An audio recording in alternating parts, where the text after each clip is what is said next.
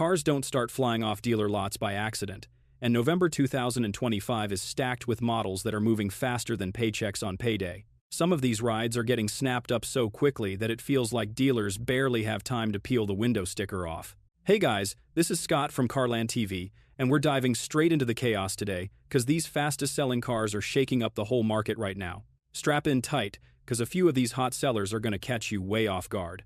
But first, do me a quick favor. Tap that subscribe button and ring the bell so you don't miss what's coming next. It ain't required, but those clicks keep this thing rolling and make it easier for me to keep dropping solid car content straight to your screen. Now let's get back into it. Toyota Sienna. First up, the Toyota Sienna is basically the king of gone before you see it right now. CarEdge's market day supply data has it at the very top of the fastest selling list for November 2025. Which means dealers are turning these vans way quicker than normal inventory cycles. That lines up with what you see in the real world.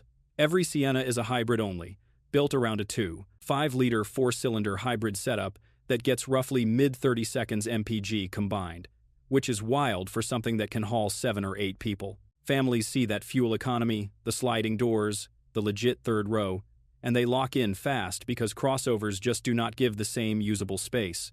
On top of that, Toyota's reliability and resale game is doing a lot of the heavy lifting here.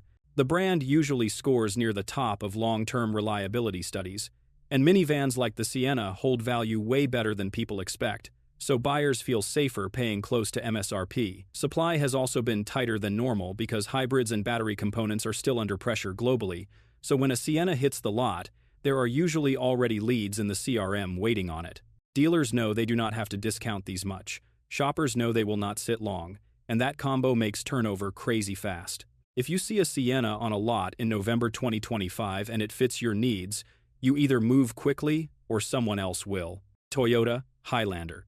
Sliding over to number 2, the Highlander is that mid-size SUV a lot of families keep circling back to on dealer sites, and the market data backs it up. CarEdge shows the Highlander sitting with a very low market day supply in late 2025, which tells me these things are cycling through inventory in well under a month in a lot of areas. That lines up with what Toyota has been saying in their own sales reports, where they keep pointing to strong demand for hybrids and 3-row family rigs across the lineup.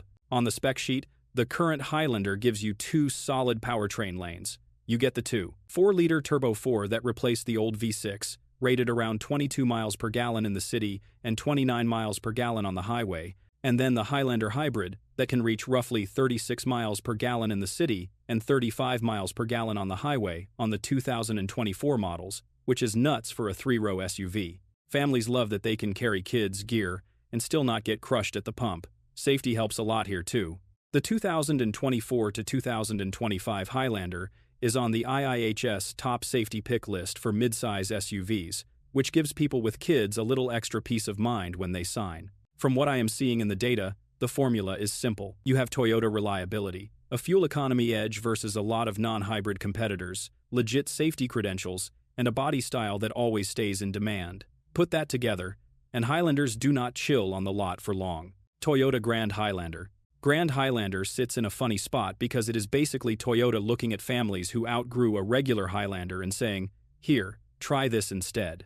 When I look at the CarEdge data for November 2025, this thing is moving quickly, with a low market day supply that tells me dealers are not babysitting these on the lot for long. It makes sense because 3-row buyers who do not want a minivan keep ending up right here. On paper, it has the kind of specs that check boxes fast. You get a standard 2.4-liter Turbo 4 around the mid-20 seconds for combined fuel economy, and then the Hybrid Max setup that pushes about 362 horsepower, with way better fuel economy than a comparable V6 from a few years back. Inside, Toyota stretches the wheelbase so the third row actually fits adults, and the cargo space behind that third row is way more usable than a regular Highlander, which is huge for road trip families and travel ball parents. A lot of trims also ship with Toyota Safety Sense, a big center screen, and the usual reliability expectations that have kept Toyota near the top of long-term dependability studies for years. So, when you mix more space, strong powertrains, better MPG than the old big SUVs, and a badge people trust, you end up with what we are seeing right now.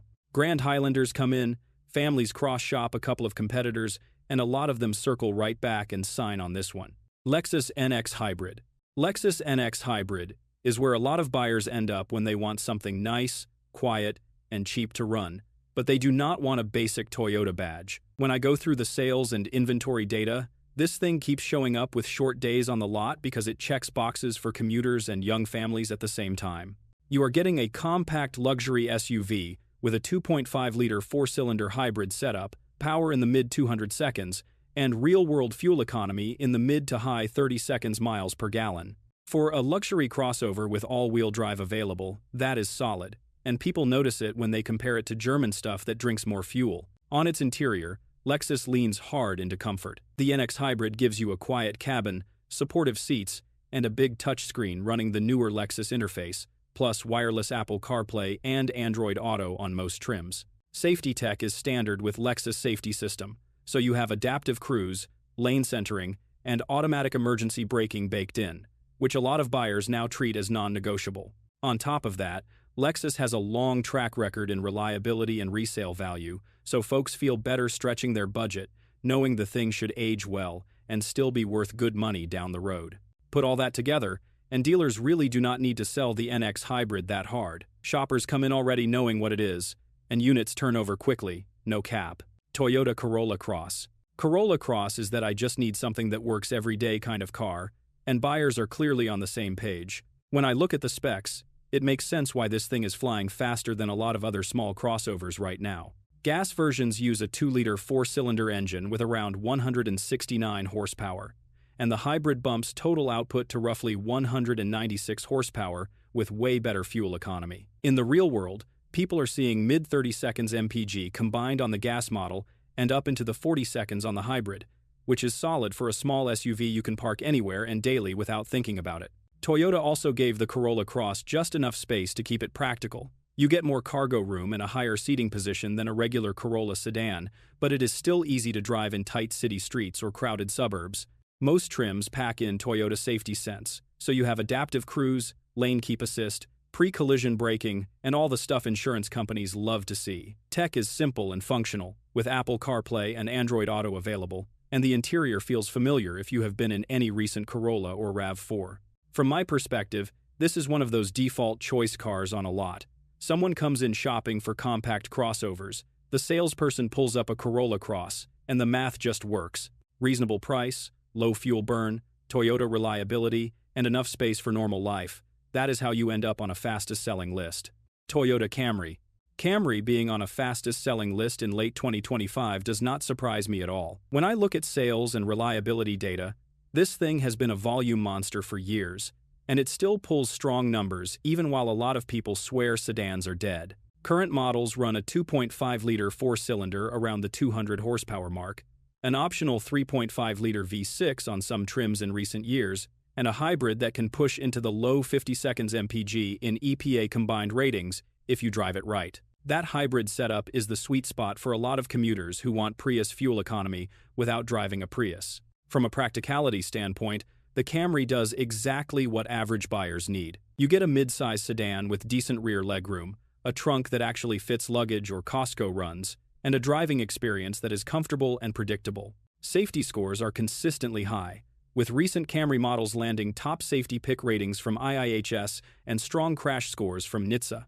And Toyota bakes in a full Toyota Safety Sense suite on most trims, so you get adaptive cruise, lane keeping, and pre-collision braking as standard. Add in Toyota's track record in long-term reliability and resale, and the ownership math looks good on paper. So, when you combine strong fuel economy, especially on the hybrid, proven reliability, good safety credentials, and pricing that is still reasonable compared to a lot of crossovers, the result is simple. Dealers do not have to sit on Camry inventory very long, and buyers who want a no-nonsense daily car end up signing on these fast. Honda CRV Hybrid. Honda CRV Hybrid being on this list makes perfect sense when you look at what people actually want in 2025. You get a compact SUV with real space, good ground clearance, and fuel economy that does not punish you for sitting in traffic every day. The current CRV Hybrid pairs a 2.0-liter four-cylinder with 2 electric motors for a total output in the 200 horsepower range, and the EPA ratings land roughly in the low 40 seconds MPG combined, depending on trim. In normal daily driving, that means you are using way less fuel than a lot of gas-only crossovers in the same class. Honda finally fixed a lot of the annoying stuff from the older CRV years. The newer cabins give you a clean dash, physical climate controls, and a touchscreen that supports Apple CarPlay and Android Auto, with wireless on higher trims. Rear seat space is one of the best in the segment, so adults actually fit comfortably, and the cargo area is wide and flat, which matters when you are loading strollers, groceries, or gear. Safety is dialed in too. Recent CRV models pull strong crash test scores and come standard with Honda sensing, so you get adaptive cruise, lane keeping, and collision mitigation braking baked in. From what I see in the market data, shoppers who are not locked into Toyota walk in, drive the CRV Hybrid, see the fuel numbers and interior space, and they are sold. That is how you end up with dealers turning these units quickly, and the CRV Hybrid landing on the fastest-selling list for November 2025.